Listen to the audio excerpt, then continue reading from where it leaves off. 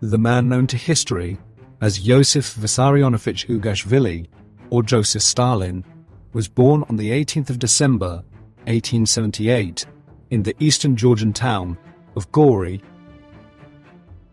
His father, Bizian Ugashvili, was a cobbler and for a while had a thriving business. But he failed to change with the times and his shoes eventually became unfashionable, which resulted in poverty in his family. Yosef's mother, Ekaterina Galadze, was a devout Orthodox Christian who had married Bizian at the age of 16 and went on to give birth to 3 sons, the 2 oldest of which both died in infancy, resulting in Ekaterina placing much of her hopes for the future in her only surviving son. It is clear that Yosef's parents had a tempestuous relationship, to say the least, and often argued and fought one another over their son's future, with Ekaterina wanting him to join the priesthood, whilst Bizian was adamant that he should become a cobbler. When Yosef was 10, Ekaterina left Bizian, as he was by this time an abusive alcoholic, who had on his infrequent visits home beat his wife and son, and on one occasion gave Yosef such a severe thrashing that he had blood in his urine for a week. To escape her husband, Ekaterina sought the help of a family friend named Yakov Engashvili, who had been the best man at her wedding to Bizian, and had also been the godfather of her 2 deceased sons. This acquaintance enabled both mother and son to live in relative security for a time, and to get by, Ekaterina undertook housework for her friends in the local area, including a priest named Christopor Chagviani, who later helped gain Yosef a place in the Guri Church School in 1888, where he proved himself to be a capable student and quickly rose to the top of his class. Despite this upturn in fortune, Yosef was nearly denied the chance of further progression in life, as around this time he narrowly survived a smallpox epidemic, which left his face pockmarked, and he also had another close encounter with death soon afterwards, when his left arm was mangled in the wheel of a horse-drawn cart that left it withered for the rest of his days. After recovering, Yosef continued to shine academically, but also gained a reputation for fighting and being naughty with his classmates, but despite his unruly nature, was soon recommended by his teacher to join the spiritual seminary school at Tbilisi and was finally admitted in 1894. After this, Yosef continued to perform well and even had some of his poetry published in local newspapers, but his performance soon went into a steep decline after he began to openly state he was an atheist in class and was often disrespectful to the local monks. This contempt for the old order was soon increased when Yosef began to read forbidden publications such as Nikolai Chernyshevsky's famous novel What Is to Be Done and the notorious Capital by Karl Marx, of whom he subsequently became a great admirer. Yosef then joined secret socialist workers' meetings within Georgia, as resentment and anger was growing in the region at the oppression of the Russian Tsarist government, and soon after this he began to become active in the local resistance and left the spiritual seminary school as a result. By the end of the 19th century, the Romanov dynasty had ruled Russia with an iron fist for 300 years, and although various attempts had been made to modernize the country, it still lagged behind its Western rivals, as its economy was largely based on agriculture rather than industry. At this time, a third of Russia's 126 million people were living in serfdom, even though it had been abolished in 1861, and the vast majority of the populace also lived in abject poverty and had little or no chance of an education or advancement, spending their lives tilling the soil or serving in the army. The government of the country was also highly centralized during this period, with ultimate power lying in the hands of the Tsars, who had near total control over virtually every aspect of Russian life, and had, along with the deeply conservative Orthodox Church, ruled the Russian people's hearts and minds from time immemorial.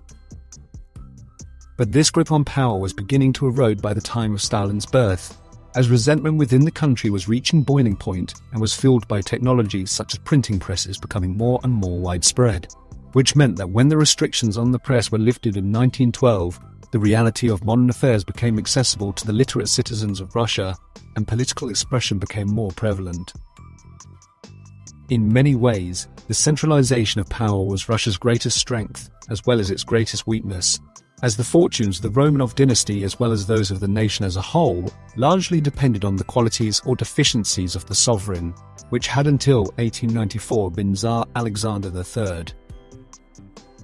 Alexander had descended to the Russian throne in 1881, after his own father Alexander II, who was arguably the most liberal of the Tsars, had been assassinated by socialist radicals in a bomb attack, just before he was due to announce the creation of a parliament within the Russian state, which was designed to give the people a greater say in governance.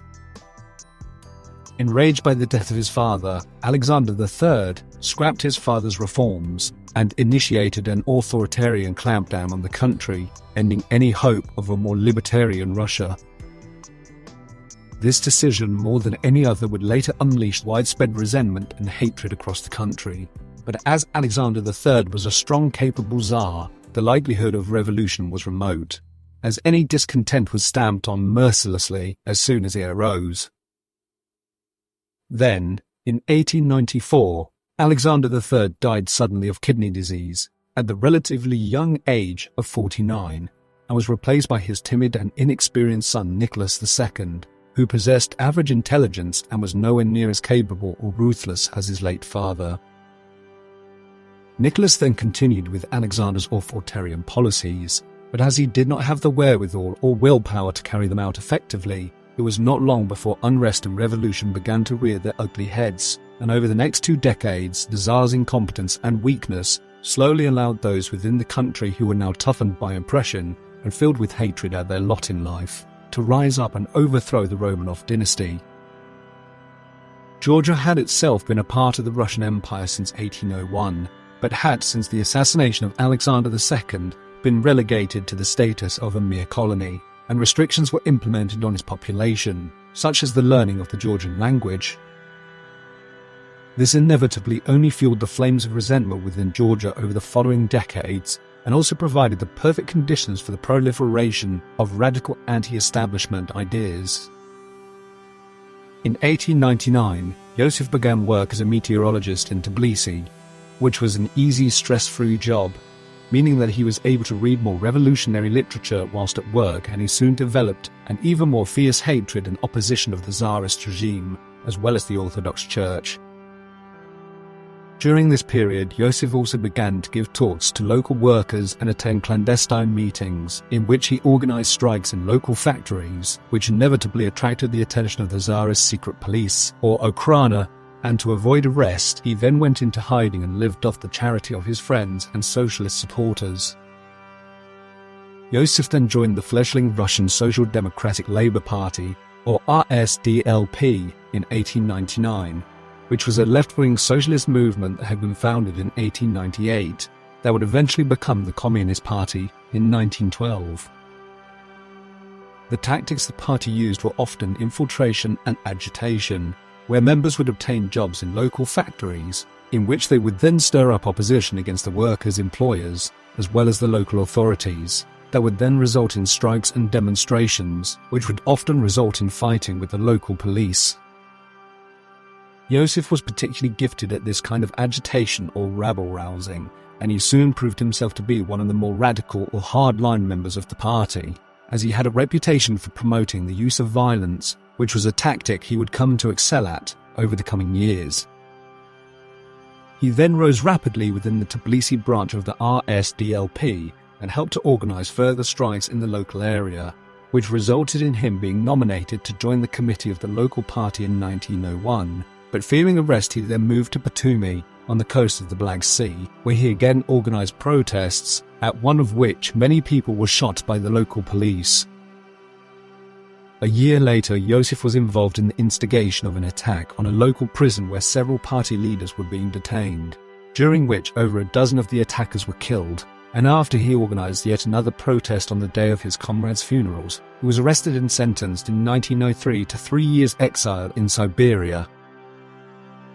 This was at the time not a death sentence in all but name, as it would later become, as people were sent to Siberia as a punishment for a definite period, after which they could return, but Yosef would later use this punishment as one of his instruments of terror and order the exile of millions of dissidents, political enemies, and class traitors to labor camps in the frozen wastes of the Russian hinterland. Despite being exiled, Yosef had no intention of respecting its duration and eventually managed to return to Tbilisi, where he helped edit an underground newspaper called the Proletarian Struggle, in which he advocated for the Georgian branch of the RSDLP to split off from the Russian branches, as he began to become disillusioned with the movement's methods and objectives.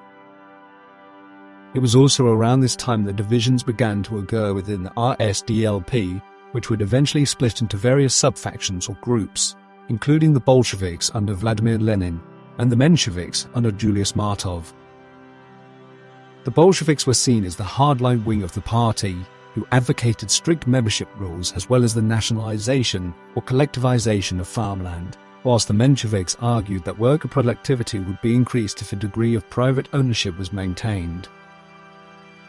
Yosef, who was himself a hardliner as well as being pro-violence, naturally sided with the Bolsheviks, as he hated many local Menshevik party members within Georgia, who were also in the minority. Then on the 22nd of January 1905, at a mass protest in St. Petersburg, Tsarist troops opened fire on thousands of unarmed civilians, in which hundreds were killed and many times more were injured. This caused large-scale unrest and civil disorder throughout the country, which would become known as the 1905 Revolution, and in Georgia itself, rioting and ethnic violence broke out between various groups, which prompted Yosef to form the Bolshevik Battle Squad, with which he undertook robberies, raided arms caches, stole printing equipment, and attacked government troops. Having now established himself as a leader within the Bolsheviks in Georgia, Yosef was then sent in November of 1905 to St. Petersburg, where a party conference was taking place, and it was at this meeting that Yosef would meet Vladimir Lenin for the first time. He then a year later travelled to the Swedish capital Stockholm to attend the 4th Congress of the RSDLP, at which a vote was taken to restrict the raising of party funds to peaceful means only, which both Lenin and Yosef disagreed with, and they then determined to continue with their armed robberies regardless. As a result of this, Yosef increased his campaign of violent robberies, culminating in him planning along with Lenin a notorious robbery on an armed convoy in Tbilisi, which was carrying a large amount of money to the Imperial Bank, and after the gunfire had died down, around 40 Bolsheviks lay dead, but Yosef escaped unharmed with the loot. As well as armed robberies, Yosef also undertook other forms of illegal money-raising, such as kidnapping the children of wealthy locals and holding them to ransom. But this spree of violence and intimidation soon enabled the Tsarist secret police to catch up with him, and he was eventually arrested and exiled once again. In 1912, Yosef was asked by Lenin to join the Bolshevik Central Committee, which he agreed to, but he was then later that year arrested once again and sent into exile, but soon escaped and went underground in St. Petersburg, where he secretly edited the Bolshevik newspaper Pravda, meaning truth, and it was whilst working on this newspaper that Yosef started to use the pseudonym Stalin, meaning steel, which he would be known as for the rest of his life. Indeed, it was the editorship of Pravda that brought Stalin to the attention of many Bolsheviks within the Communist Party, and also cemented his position as one of Lenin's right-hand men, until by the outbreak of the First World War, he was one of the most influential men in the movement. Over the coming years, Stalin was arrested and exiled on several occasions, and after the First World War broke out and the situation on the front became more and more desperate, both he and his fellow exiles were conscripted into the Russian army, although he was then, after medical, ruled out of military service due to his disabled left arm.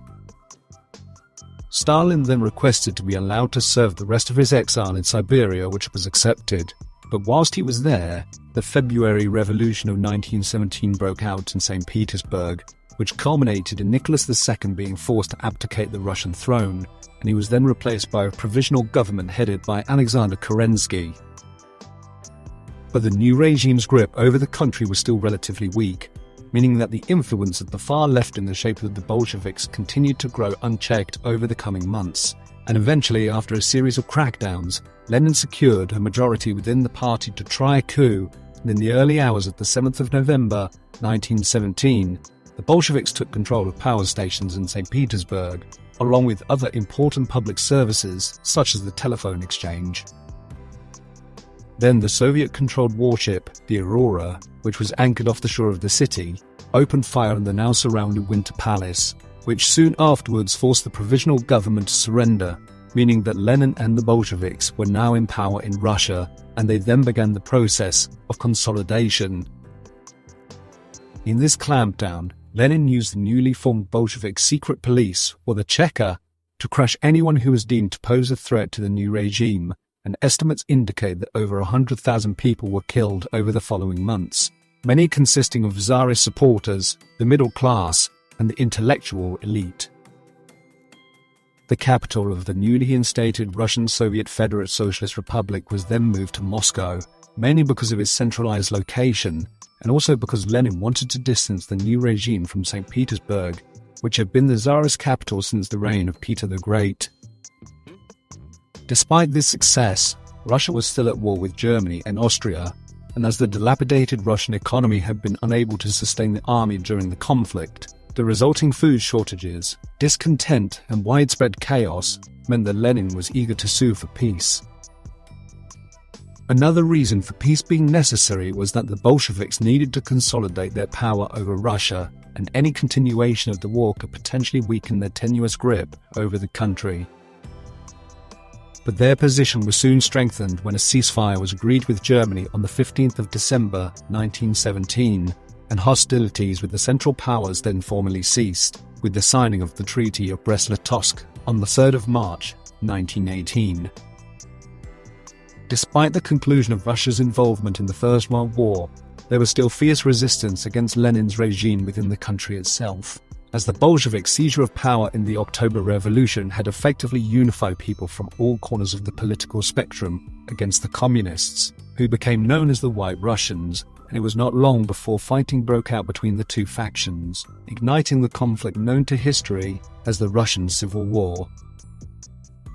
This war effectively split Russia into dozens of regions, and in some cases states, that fought one another for supremacy over or independence from Moscow. However, the Bolsheviks, with the help of Leon Trotsky, who had established a million-strong fighting force by this time, in the shape of the Red Army, was eventually able, after fierce fighting, to subdue the government's enemies, as well as the intervention of foreign powers on the side of the White Russians, until by the 1920s they held the upper hand and controlled the country once again. As food and supplies were often scarce in Russia during the conflict, Stalin, who had returned from exile in the aftermath of the February Revolution in 1918 and had been an important supporter in Lenin's later coup, was sent to Tsaritsyn, which he would later name Stalingrad, in order to procure food supplies and oversee the Red Army's campaign against the Whites in the region.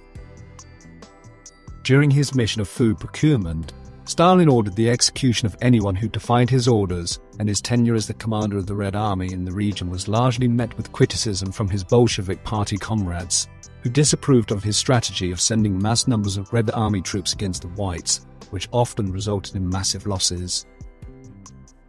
It is clear that in their campaign against the White Russians, the Bolsheviks had started to use methods which far outweighed the former Tsarist regime in terms of brutality and ruthlessness. Although, to be fair, both sides in the Russian Civil War committed atrocities. However, it is clear that one of the most effective and relentless advocates of the communist policy of terror was Stalin, who was more and more seen as a hardliner within the regime, as he more than anything wanted to eradicate resistance in all its forms. Perhaps the most famous example of the increasingly ruthless approach the communists employed then came on the 17th of July in 1918, when Nicholas II and his wife and children were executed by the Bolsheviks in Yekaterinburg, where they were being held, in which the Tsar and his family were peppered with bullets and then bayoneted and clubbed to death by their communist captors.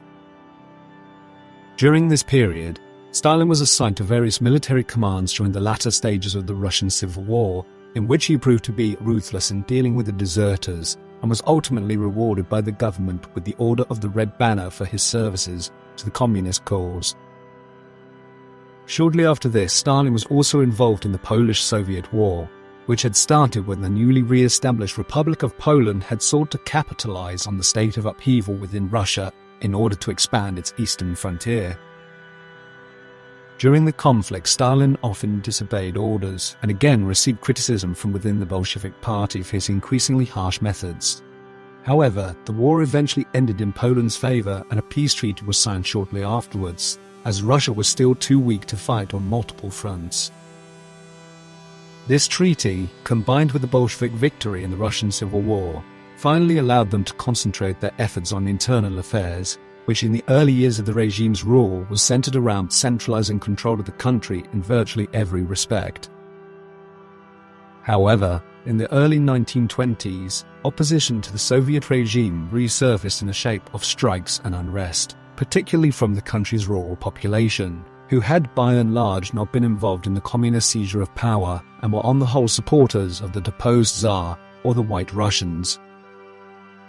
The Civil War had also caused massive upheaval across the country itself, as although the Soviets controlled the urban centers, nearly 80% of the Russian population were rural peasants, whose lives and farms had been most affected by the fighting, and soon led to widespread food shortages across the country that caused a mass exodus from Russia's northern cities as its urban population migrated south to find food.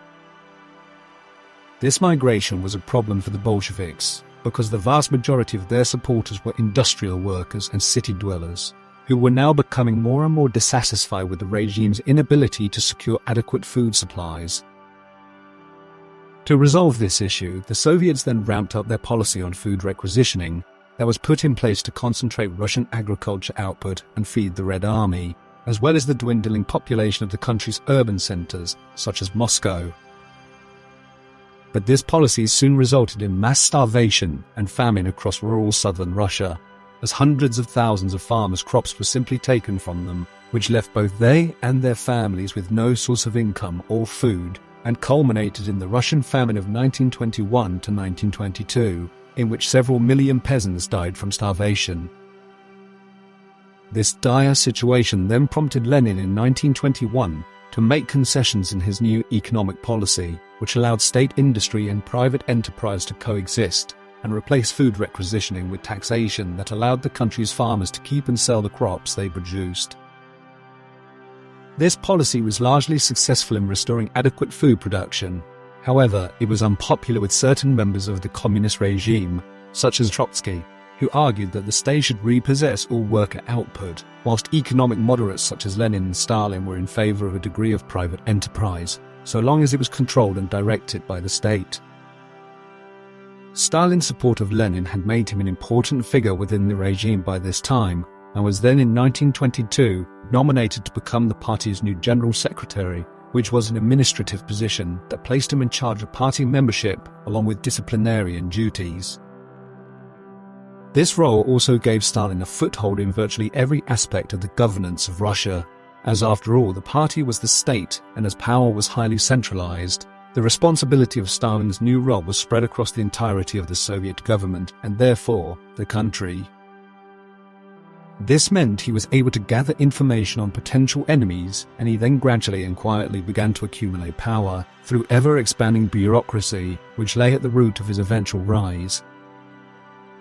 Then in May 1922, Lenin suffered a severe stroke which left him partially paralyzed and bedridden, although he was still able to make decisions and dictate policy, and Stalin, who was now his right-hand man, acted as a messenger between him and the Council of People's Commissars, which kept him fully informed of all political events and decisions, but also enabled him to control Lenin's communications. Soon after this, Lenin began to complain to his wife about Stalin, saying he was unintelligent and later, perhaps fearing death was imminent, dictated a document that is now known as Lenin's Testament, in which he urged for a reform within the party's ruling elite and criticized its leaders, and also recommended that Stalin should be removed from his position as General Secretary. This document, which Lenin wanted read out on the 12th Party Congress, could have, if it had ever seen the light of day, ended Stalin's career, but both he and his fellow party leaders, who were also criticized in Lenin's testament, had the document suppressed and did not allow it to be released to subordinate party members. It was around this time in late December of 1922 that the separate Soviet republics of Russia, Ukraine, Belorussia, and the Transcaucasian Soviet, which was comprised of states such as Armenia, Azerbaijan, and Georgia, agreed to form the Union of Soviet Socialist Republics that would last until 1991, and would, with Stalin's help, become the second most powerful nation on earth in a matter of decades. Lenin, however, would never see his brainchild reach the zenith of its power, as he died on the 21st of January 1924, and the major figures within the Soviet regime then began to vie with one another for control of the Communist Party, and Stalin as General Secretary then began to position himself as one leading candidate to succeed his former master. Perhaps his biggest rival in this power struggle came in the shape of Leon Trotsky, who had joined the Bolsheviks from the Mensheviks just before the October Revolution of 1917 and had founded the Red Army and led it to victory in the Russian Civil War, which made him a hero in many people's eyes within the Communist Party and secured his position as one of Lenin's most trusted lieutenants. Initially, Trotsky seemed, at least by outward appearances, to be the favorite to succeed Lenin. However, Stalin had over the previous years been using his position as General Secretary, which controlled party appointments, to surround himself with loyal followers, who owed their promotions to him, and meant he was gradually able to wrestle control of the party away from Trotsky and his allies, and fill its leading positions with persons answerable to him. Trotsky himself then began to criticize Stalin, whom he saw as a rightist, arguing that Lenin's capitalist new economic policy should be reversed, and then began to ally himself with other leading Bolshevik members, known as the Left Opposition, and later the United Opposition, who were opposed to the General Secretary's ever-increasing grip of the Soviet Union. Stalin's position as General Secretary also gave him another advantage over his opponents, as he now had control over the now widespread bureaucracy across Russia, which fed him information on political developments as well as people. And it is certainly fair to say that even though Stalin in his early life had proven himself to be brutal and ruthless, he was also incredibly intelligent and cunning. Stalin, then capitalizing on Trotsky's growing weakness and isolation within the party, aligned himself with influential people within the regime, many of whom owed their careers to him, until within a matter of months his rival was alienated and excluded from the country's governance. This policy of surrounding himself with very effective yes-men proved to be extremely effective in securing power for Stalin, as well as maintaining it, but eventually proved to be counterproductive, as later in World War II, government officials and Red Army generals were terrified of making independent decisions in fear of provoking the boss's wrath. For the time being at least, Stalin was secure at the center of his bureaucratical spider's web, which enabled him to replace his enemies from important government positions, until Trotsky himself was removed as the People's Commissioner of Military and Naval Affairs in January of 1925, and was then also expelled from the Central Committee in October of 1927, and later from the Soviet Union altogether in 1929. During his exile, Trotsky became the figurehead of the opposition to his old rival and went on to write numerous books and articles condemning his former comrade, until finally Stalin ordered his secret services to assassinate his archenemy, which succeeded after Trotsky was attacked with an ice axe by a Soviet agent at his house in Mexico City, and after being taken to hospital died from his injuries on the 21st of August 1940. Trotsky's exile meant that Joseph Stalin was now the leader of a coalition within the Central Committee of the Soviet regime, and as most of his fellow committee members were under his thumb, he was now the boss in all but name, as the role of the head of government lay in the hands of his right-hand man, Vyacheslav Molotov, who was one of his most trusted supporters.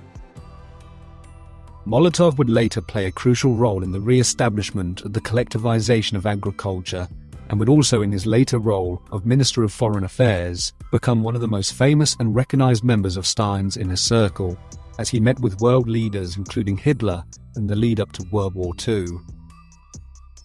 For some time during the 1920s, there were growing concerns that Lenin's new economic policy was too capitalist, as there were fears that the peasant farmers, who had benefited from Lenin's reforms, were profiteering by controlling the sale of their crops, and this sense of distrust was then further compounded by grain supplies plummeting by 70% between 1926 and 1927, which prompted Stalin to revise Lenin's economic policy, as he could not afford Russia's urban centers to experience food shortages yet again.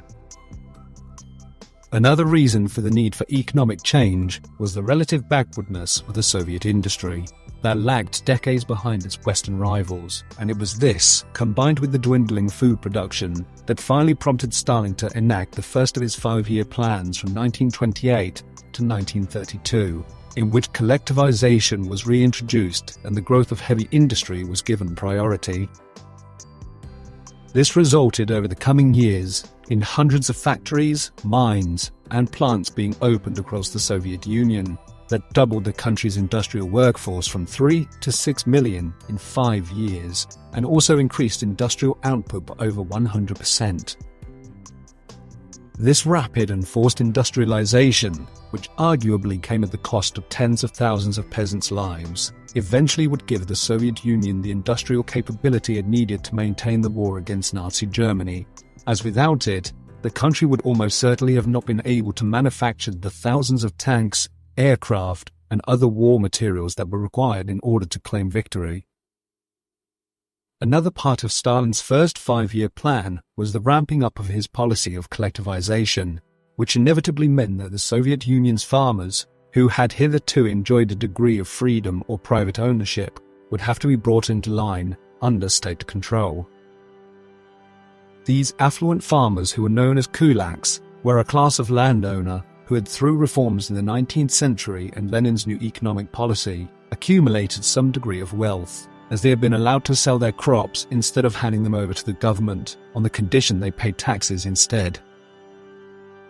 This was effectively capitalism in many people's eyes within the Soviet regime, and it was this assertion, combined with a drop in food production and rumors of profiteering, that prompted Stalin and the Central Committee to order the seizure of the kulaks' grain supply, along with their farms, by force, after which it was declared that they were to be liquidated as a class, resulting in hundreds of thousands of arrests across the country.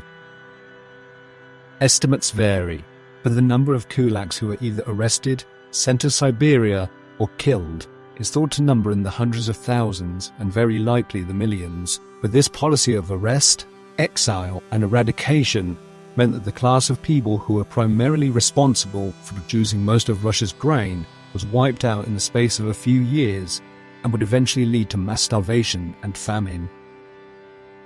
The kulaks were then replaced with collectives and communes, which involved peasants working on the now state-owned farms, although as those involved in this state-run system of agriculture did not own the land they worked on or indeed the food they produced, productivity slumped, as there were no positive incentives for the communal farmers to work hard. Riots and uprisings then broke out across the Soviet Union in the late 1920s as a result of these policies that were then stamped out by the Red Army and NKVD, which controlled internal affairs across the Soviet Union, and would eventually be combined with the secret police in 1934 and become Stalin's most dreaded tool of terror and suppression. Stalin then, in 1929, enacted a further cultural clampdown on the population of the Soviet Union, in which schools were brought fully under state control, as were newspapers and libraries, and religion was also effectively outlawed, and churches were either burnt to the ground or demolished. In short, Stalin was seeking to bring about total state control over every aspect of life, from cradle to grave, and some have since suggested that he was merely concerned with gaining absolute power over the Soviet population. But it could also be argued that he saw state control as a necessity in order to suppress ideas such as individualism, which had to be prevented in order to lay the ground for a true communist society, which religion, money, and social classes were not a part of. In essence, Stalin faced a choice between allowing a degree of private enterprise to continue, as well as freedom of thought and speech, which would have potentially resulted in the death of socialism and by extension communism itself, or enacted the principles of socialism, which inevitably meant that he would have to end all individual freedoms, as many people throughout the country simply did not want to live under a socialist state. Capitalist historians argue that this is perhaps the greatest weakness that lays in the heart of socialism, which seeks to end class structure within nations, as well as private ownership, in order to pave the way for a true communist utopia that is free of money and the state, as implementing socialism is entirely dependent on the population of a given nation wanting to give up their private property, which has always resulted in every country collectivization has been attempted in the state having to use force, which is arguably best exemplified by Stalin's Russia.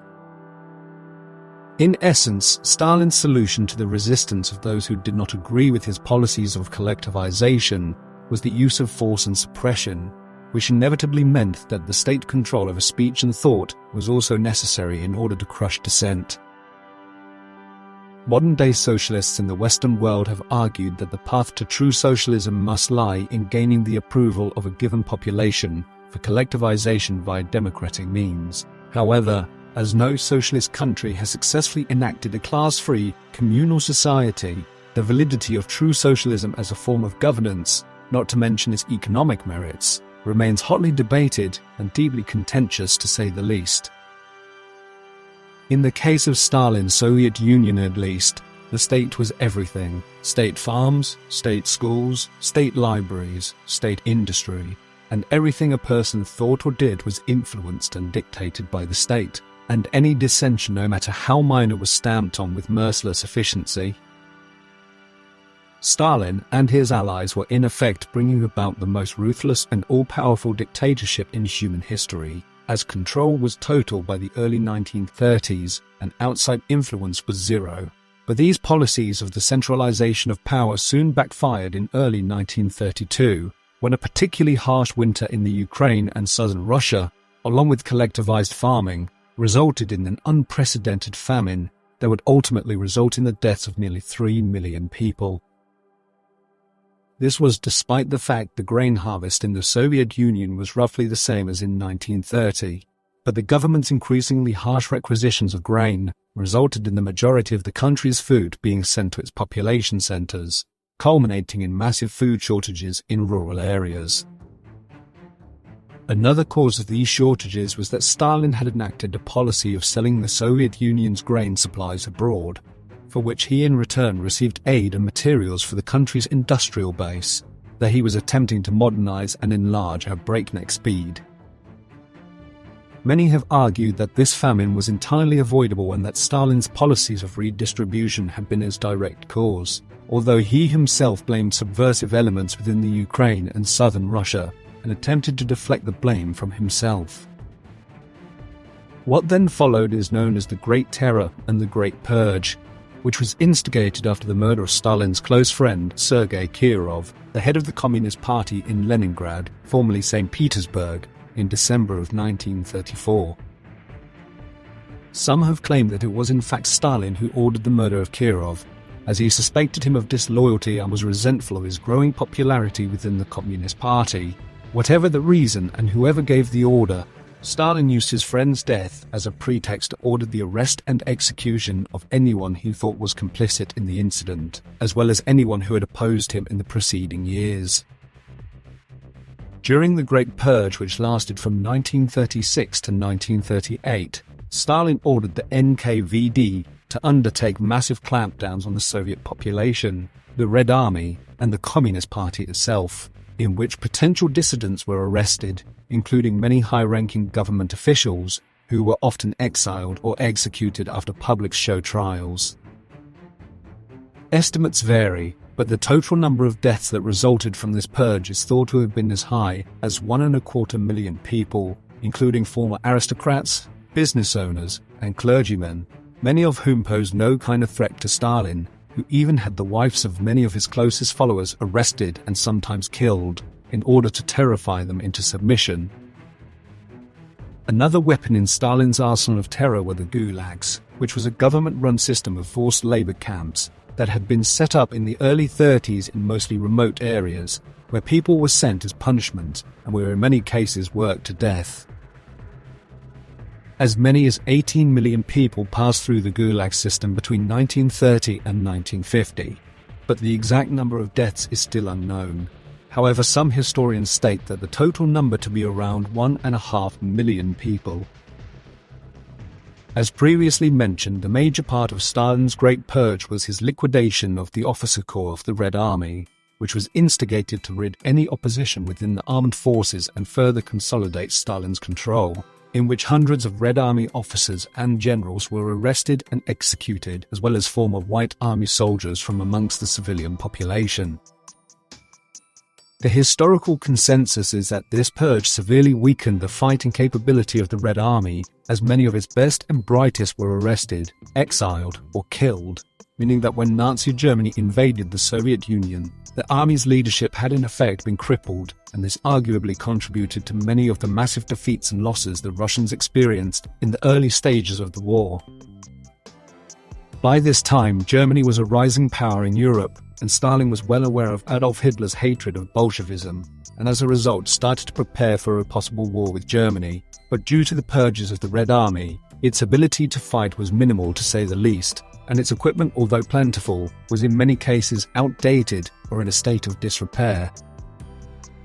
To buy time, the Soviet Premier then pursued a tactic of appeasement with Germany during the late 1930s. They culminated in Russia signing a non-aggression pact with Germany on the 23rd of August, 1939, and after Germany defeated the Poles in their invasion 1 month later, the Soviets occupied the eastern half of Poland, which had been arranged as part of the agreement between the two nations.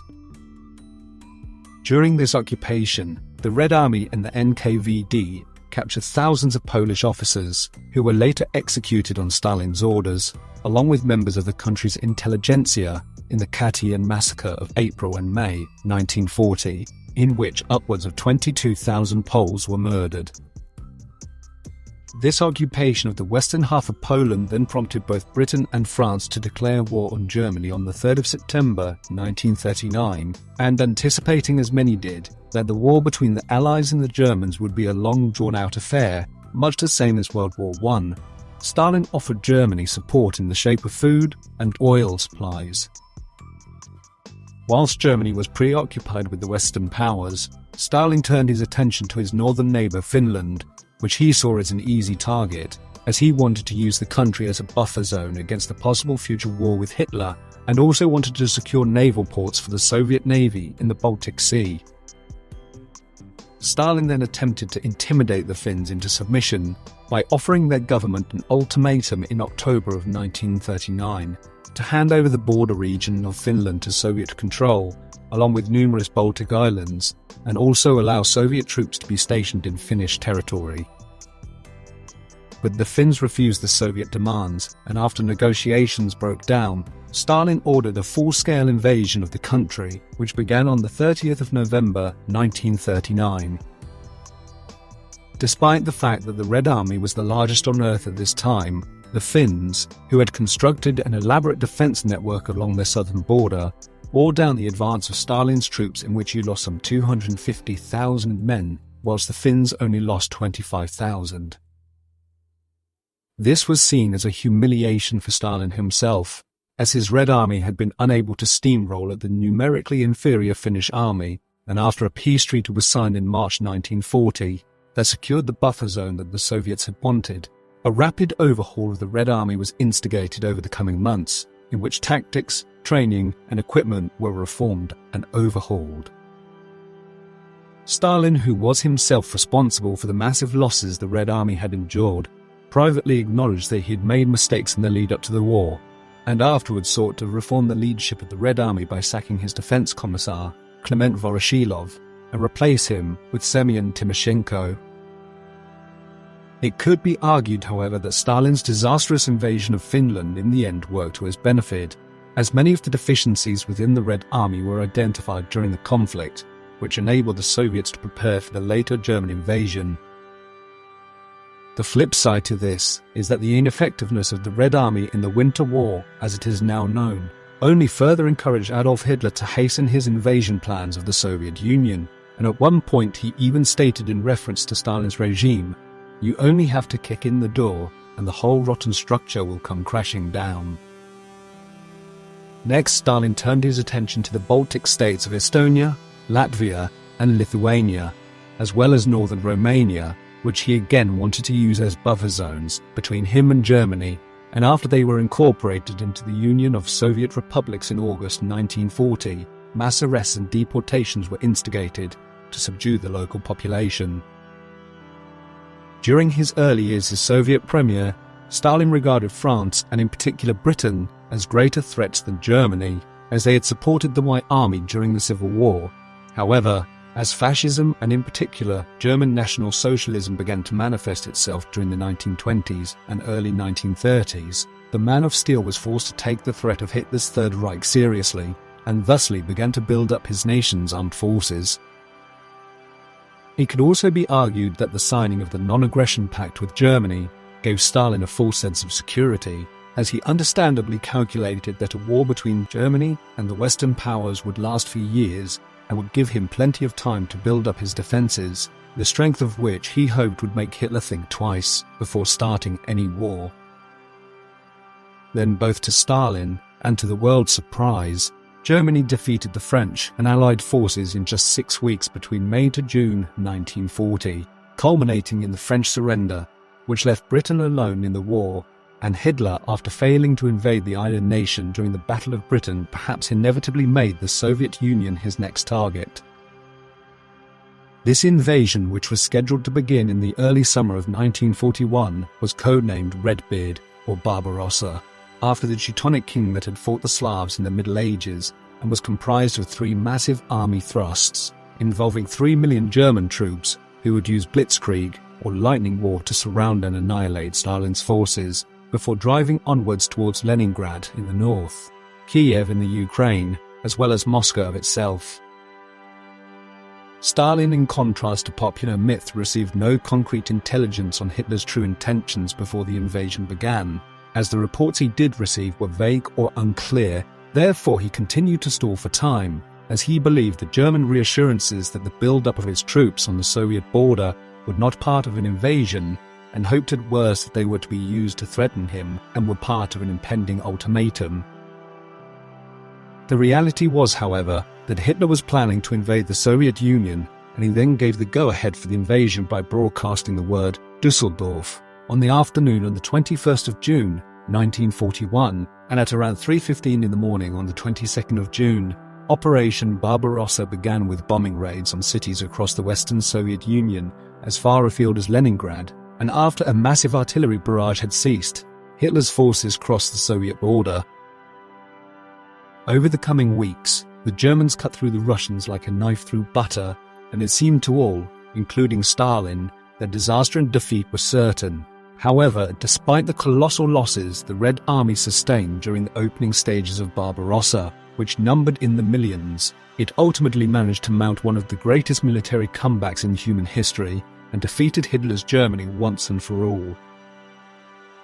Another myth which is often cited about Stalin is that he failed to prepare the Soviet Union for the war with Hitler. However, when the fact is considered that the Red Army in 1941 had the most men, tanks, and aircraft of any army in the world, the Man of Steel can hardly be said to have neglected the country's defences.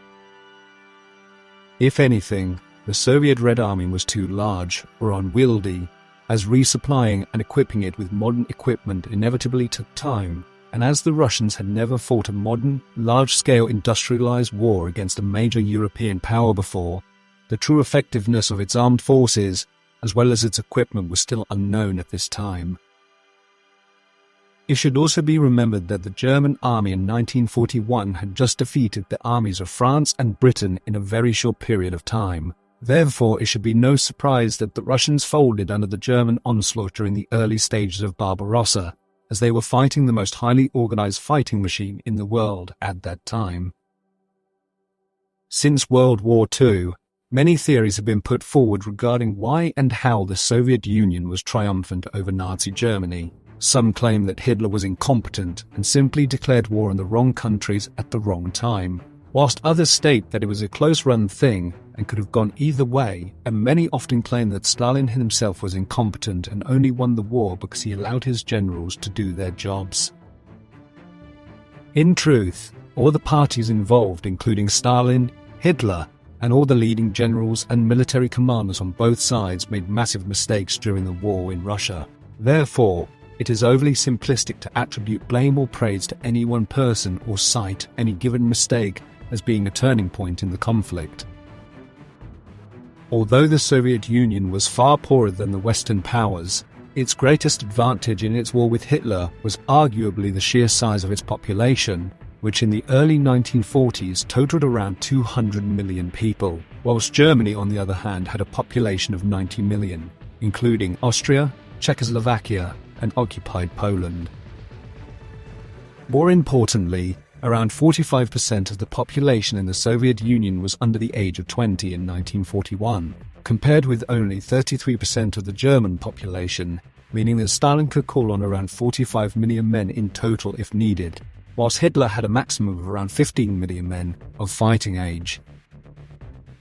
This meant that Germany had a far smaller pool of potential troops to call upon during the war on the Eastern Front, as by 1943 both the German and Russian armies that had started the conflict had effectively been wiped out, but the Russians were soon able to replace their lost comrades with men of fighting age, whilst Germany by the end of the war had to call upon reserves of men who were not of fighting age, such as children and even pensioners. These figures do not include the 800,000 women who served in the Soviet armed forces during World War II, many of whom were deployed in combat roles, including fighter pilots, bomber crews, and even snipers, one of the most famous of whom, Tatiana Kostrina, amassed a staggering 120 kills during the early stages of the war, before she herself died in hand-to-hand combat in 1943, and was later posthumously awarded the title of Hero of the Soviet Union. Another important and better-known factor was geography, as the Russians could afford to lose massive expanses of ground to the Germans after the invasion began, which in turn stretched their supply lines to the limit, and combined with freezing Russian winters and the ill-preparedness of Germany's industry to supply a large-scale war, soon led to disaster. This of course ignores the massive impact the Western Allies had on Germany during the conflict across multiple theatres, such as the blockade of Germany by Britain's Royal Navy, its Arctic convoys to Russia, the Allied bombings of Germany throughout the war, the German Enigma codes being cracked, and the Axis defeat in North Africa, which in terms of the troops lost was comparable to Stalingrad. It should also be noted that the first stages of the war in Russia from a German perspective were incredibly successful, and the fact that the Wehrmacht maintained its fighting capabilities in the Soviet Union for so long against such overwhelming odds is a testament to the talent of its commanders, as well as the fighting ability of its soldiers, as the near-total success that Hitler's armies enjoyed during the early stages of the war have as much to do with German military brilliance as they have with Soviet deficiencies. In the initial stages of Hitler's invasion, his soldiers wiped out entire Soviet divisions, who often surrendered by the hundreds of thousands. And after the fall of the city of Minsk a week after the start of the invasion, Stalin was left in such a state of shock that he locked himself away for days, resulting in the paralysis of the country's government. Since World War II, much has been made of the fact that Stalin at the start of the war had at least acted incompetently, as he refused to move troops up to his border with Germany before the fighting began. However, it could be argued that this was the correct strategy, as the primary goal of Blitzkrieg was to surround and destroy the enemy forces in the field. Therefore, Stalin choosing to hold back large portions of his troops in the lead up to the invasion could be said to have been the correct decision, as they would have almost certainly been eradicated in the first few days of Operation Barbarossa if they had been stationed closer to the German border. As well as this, recent research undertaken by German military historians states that the Soviet counterattacks caused severe delays and losses to the Wehrmacht in the early stages of Operation Barbarossa, and in the end delayed them for long enough to make the seizure of Moscow in 1941 impossible. It should also be remembered that the German army and German industry were geared to fighting short-term, quick, decisive wars. Thusly, the longer Stalin could prolong the conflict, the more likely a positive outcome became, as Hitler's armies were at their strongest at the very start of the invasion, and with every day that passed its numbers dwindled, its resources declined, and its supply lines lengthened. In short, although many of Stalin's counteroffensives early in the war resulted in colossal losses, he had more than enough reserves behind the front to replace them. As in a brutal war of ideologies which the Russian invasion became, the normal rules of warfare were increasingly ignored, and each side fought with a ferocity that was hitherto unknown in the annals of warfare. Essentially, World War II in the East was about numbers, which Stalin came to appreciate more than anyone, certainly more than Hitler, as he understood that the key to victory lay in manpower, efficient and plentiful logistics, and perhaps most of all, in industrial capacity. An excellent example of this Soviet numerical advantage in equipment was in the production figures of their most celebrated tank, the T-34, which the Russians were able to produce 35,000 of between 1941 and 1945, and these numbers were then added to by them producing nearly 30,000 T-34-85 tanks, which were the T-34s upgraded with an 85mm gun that was designed to take on the powerful German Panther and Tiger tanks. These figures compare starkly with the Germans producing around 50,000 tanks from the pre-war period in the mid to late 30s until 1945, which included all variants of German tank design, from the Panzer I, which was a light tank fitted with machine guns, to the massive Tiger IIs, or King Tigers.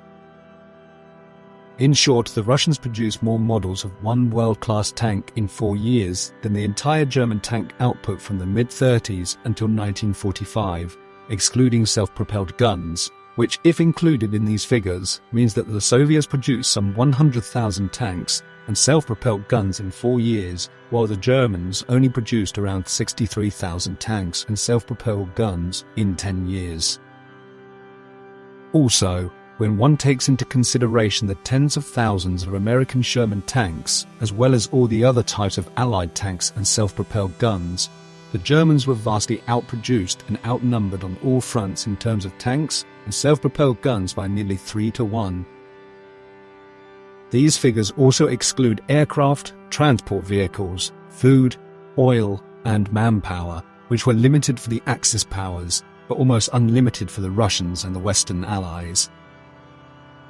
Another staggering fact about the Soviet Union during World War II was the demolition, transport, and rebuilding of hundreds of factories in the wake of the German invasion, which involved entire industrial complexes being taken apart and moved by railcar, sometimes for thousands of miles to the east, where they were then rebuilt safely out of the reach of Hitler's Luftwaffe.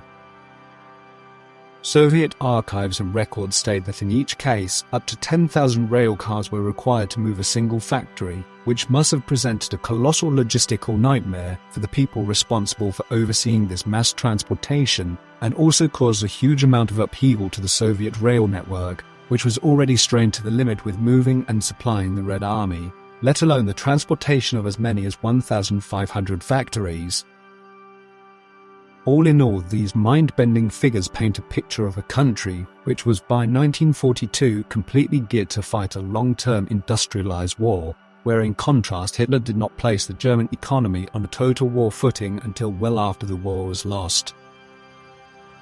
Therefore, it could be said that the most crucial factor in the Soviet Union winning the war against Germany was simply the fact that Stalin's regime did not collapse, and it was almost entirely down to his own willpower, determination, and absolute control that continuing the fight against Hitler's invasion was possible, let alone winnable. In comparison, when one looks at the Russian defeat in the First World War, the main reason the country capitulated to the Germans was the fall of the Tsar's regime itself, where in contrast in 1812, the Tsardom and the Russian population had remained steadfast in the face of Napoleon Bonaparte's invasion, and won as a consequence. Therefore, the fact that Stalin's Russia did not collapse in 1941 and halted the German advance outside of Moscow made victory all the more likely, which was then made all but certain by the Americans entering the war at the end of that year. After the German reversal in Moscow in the winter of 1941, the story of World War II in Russia was one of continuing heavy losses on both sides, until the strength of the German army was finally broken in the battles of Stalingrad and Kursk, after which the Soviets ground down German resistance until in 1945 the country collapsed, and with Berlin surrounded, Hitler committed suicide. Although Stalin is rightly considered as being responsible for the deaths of tens of millions of his own people, it must be remembered and respected that both he and Russia itself defeated Hitler's Germany during World War II, losing nearly 26 million troops and civilians in the process, and it is hard to see how anyone else other than Stalin could have held the Soviet Union together during the conflict, as his near total control of the country was essential in securing victory. This, in a nutshell, is one of the greatest paradoxes of Stalin's Russia, as although he committed some of the greatest crimes ever perpetrated in the history of mankind, without the resolve of the man of steel, as well as the massive sacrifices of the Russian people during World War II, the later Allied invasions of Italy and France would have almost certainly have ended in failure, as Hitler's armies would have been far too strong to overcome. In many ways, World War II transformed the Soviet Union into the world power it would remain until the early 1990s. But despite the massive size of its armed forces, which dwarfed the American military in 1945 and occupied the entirety of Eastern Europe, the United States still emerged from the conflict as the world's only superpower, as it had been the first to produce nuclear weapons. Stalin had known that the Americans were developing an atomic bomb for some time, and discussions had been ongoing in the Soviet Union since the 1930s regarding the possibility of building such a weapon, and after the Americans delivered the coup de grace on the Japanese with the aid of nuclear weapons in 1945, the Soviet program was greatly accelerated, until in August 1949 the Russians tested their first atomic bomb in Kazakhstan. This made Soviet Russia the world's second superpower along with the United States, and with the two countries now facing off against each other, there now started an atomic arms race, in which Stalin continued to build up his nuclear and conventional forces over the coming years. This consisted of each side creating larger and more powerful nuclear bombs, which ultimately led to the development and testing of the hydrogen bomb, named Ivy Mike, that was detonated by the Americans on November 1st, 1952. And the Soviets soon followed suit by detonating their first hydrogen bomb on November 22, 1955, which was codenamed RDS-37. But Stalin would never see the creation of this ultimate weapon, however, as his health was now failing him, meaning that he took longer and longer breaks away from government, sometimes for months at a time, and would often not allow doctors to examine him for his increasingly serious ailments, and even had several of his physicians arrested through fear they wanted to kill him. The Man of Steel had, in 1945 alone, suffered a minor stroke as well as a severe heart attack that was no doubt, at least in part, caused by the massive stress he had been under over the preceding 30 years, along with the fact that he was a heavy smoker and a regular drinker. Then on the 1st of March 1953, Stalin was found semi-conscious at his Volinskoe dacha. He had suffered a massive cerebral hemorrhage, and despite the best efforts of the available doctors, died on the 5th of March 1953, his daughter later stating that his end was difficult and terrible.